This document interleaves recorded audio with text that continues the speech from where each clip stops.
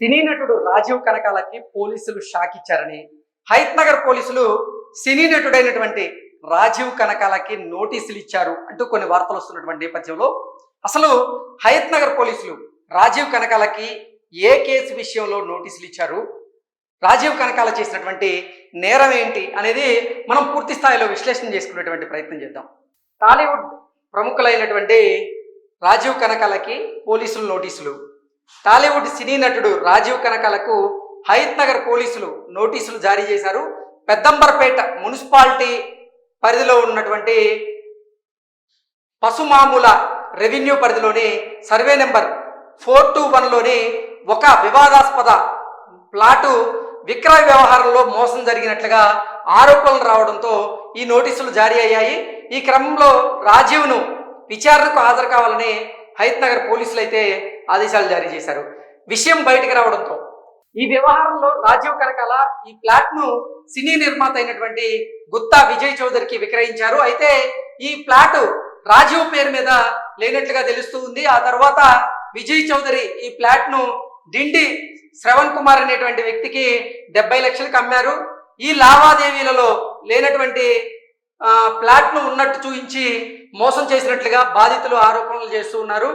ఈ మోసం విషయం బయటకు రావడంతో హయత్ నగర్ పోలీసులు గుత్తా విజయ్ చౌదరి మీద కేసు నమోదు చేశారు. కేసు నమోదు చేయడంతో పాటుగా ఇతనికి రాజీవ్ కనకాలకి నోటీసులు జారీ చేయడం జరిగింది.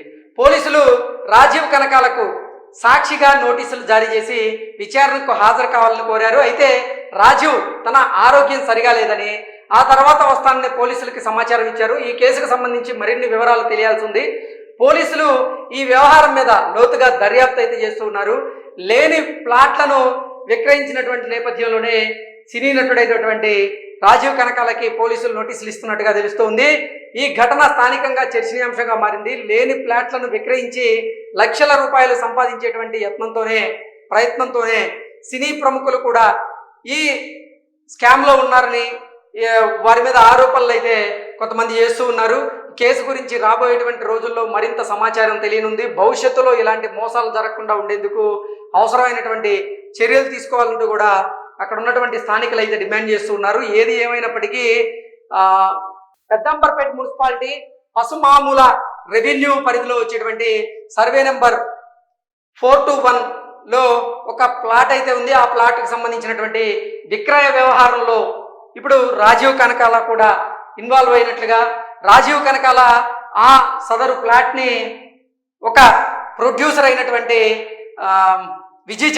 గుత్తా విజయ్ చౌదరికి అమ్మినట్లుగా, అతను డిండి శ్రవణ్ కుమార్ అనేటువంటి వ్యక్తికి 70 లక్షల రూపాయలకి అదే ఫ్లాట్ విక్రయించినట్లుగా, తర్వాత తాను మోసపోయాన్ని పోలీసులను ఆశ్రయించినట్టుగా పోలీసులు అసలు ఈ అంశంలో ఏం జరిగిందనే దాని మీద విచారణ జరిపి గుత్తా విజయ్ చౌదరి మీద వాళ్ళు కేసు నమోదు చేసినట్లుగా, అలాగే రాజీవ్ కనకాలని విచారణకి రమ్మని ఆయనకు నోటీసులు ఇచ్చినట్లుగా తెలుస్తోంది.